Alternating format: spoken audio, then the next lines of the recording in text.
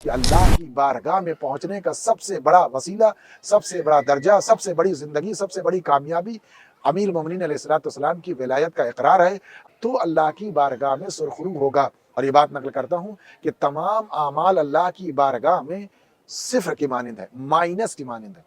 اگر انسان مائنس لکھتا رہے، ہر تھوڑی دیر کے بعد ایک مائنس، دوسرا تیسرا چوتھا، اور یہ سلسلے وار وہ زیرو لکھتا چلا جائے، ان تمام